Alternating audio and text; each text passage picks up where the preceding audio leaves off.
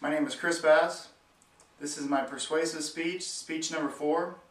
This is Fundamentals of Public Speaking, Communication 101. My speech today is the negative effects of tobacco and the continued legislation to eventually eliminate tobacco sales in the United States. I have 4 sources for today's speech. The first one is the Food and Drug Administration. The second one is the American Heart Association. The third one is the Center for Disease and Control and Prevention. And the fourth one is a study done by Harvard University and published by the Boston Globe. Today, most Americans have been negatively affected by tobacco use in the United States. Whether it be a family member, a teacher, a guidance counselor, or a coach, or really anybody of any importance in one's life, most Americans have been negatively affected. The use of tobacco has many negative effects. First off, compared with non-users, tobacco users are 2 to 4 times more likely to gain coronary heart disease or stroke. Coronary heart disease is the leading killer of Americans in the United States. There are also many respiratory illnesses that come with cigarette smoke. Men are 23 times more likely to get lung cancer than a man that doesn't smoke. Women are 13 times more likely to get lung cancer compared with a woman that doesn't smoke. Also, emphysema, bronchitis, and chronic airway obstruction are 3 more diseases that a smoker gains over someone that doesn't smoke. Also, women who are pregnant and continue to smoke have many complications with their pregnancy. Infertility, stillborn, premature birth, low birth weight, and sudden infant death syndrome are all symptoms and illnesses that a pregnant woman has a higher risk of getting than someone who does not smoke. With all these problems and diseases and illnesses being talked about, there are also some staggering statistics. 443,000 deaths in the United States are attributed to the use of tobacco. That is 1 out of every 5 Americans that die each year dies of a tobacco-related illness. Also, Americans spend $96 billion per year on healthcare bills, all because of tobacco-related illnesses and diseases. With all that being said, I have a slideshow to show you some pictures of what tobacco can do to a person.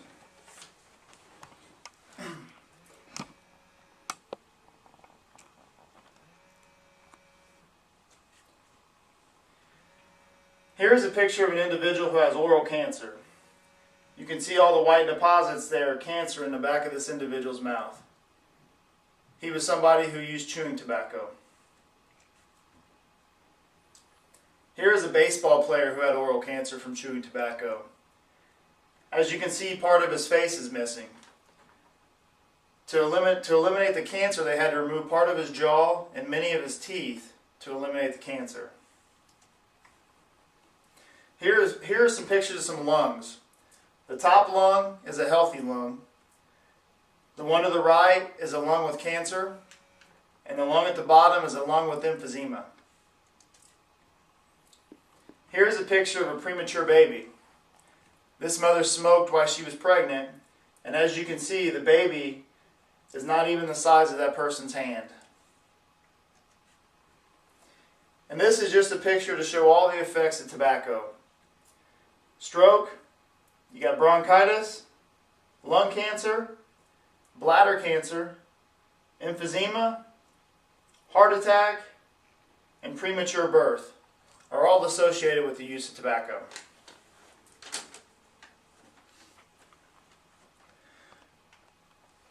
So what about the advertising with tobacco companies? Well, tobacco companies like to target a certain group of people. You got the youth, you got women, Hispanics, and African Americans are all major target areas for the tobacco companies. Tobacco companies like to target the Hispanics and the African Americans because these two sets of groups are pretty consistent with how they purchase tobacco products. They consider them low income and people that are very steady in how they buy a certain product. Women provide the tobacco industry with a new market. Women typically have not been a large market of buying tobacco products, and the tobacco companies want to make sure that they make their money off this new market. They target new sleek and sexy ads to show that it's popular for women to smoke cigarettes. And the largest group that tobacco companies target is the youth. Tobacco companies do this in many ways. You have Joe the Camel, which is a popular cartoon that Camel cigarettes used to target the youth. Also, there are many other ways that they make cigarettes seem popular and attractive for the youth. Today, 730,000 new smokers emerge each day. That's people either above 18 or below 18 that become smokers every year in the United States.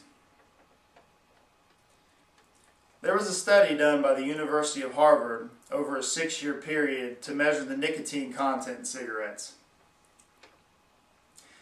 That study showed on average 10% raise in the nicotine content in cigarettes. Now you may ask yourself, why would the tobacco companies do this? Well, tobacco companies elevate their nicotine to cigarettes to make their cigarettes that much more addictive to their users. With that being said, they also put more nicotine in some brands than others.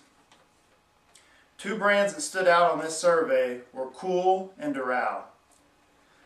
Both of these brands are very popular for youth, people that are just beginning smoking. Kool cigarettes had a raise of 20% in this 6-year period, and Doral had a raise of 17%. This shows a direct attempt by the tobacco companies to target the youth with products that have elevated nicotine content in them to try to get them addicted to the cigarettes that they're smoking. Up until 2009, tobacco companies had never had any legislation that prevented them from advertising any way they wanted to. That all changed on June 11, 2009, when the Senate approved a bill that restricted the advertising to the youth and also allowed the FDA to regulate the products that cigarette companies put in their tobacco. The FDA now had the authority to make the tobacco companies eliminate any product that they viewed as harmful to the health of individuals. I, like many Americans, have been negatively affected by tobacco use. I have 2 grandparents that suffer every day from tobacco-related illnesses and will eventually probably have their life cut short because they'd used tobacco their whole life. You know, the numbers speak for themselves. These numbers are staggering. To see 1 in 5 people in the United States that die losing their life because of using tobacco is staggering. For me, I look at it as there needs to be something done. Tobacco has obviously become a problem in the United States, and we need to view it as something for the future that we take care of. Thank you.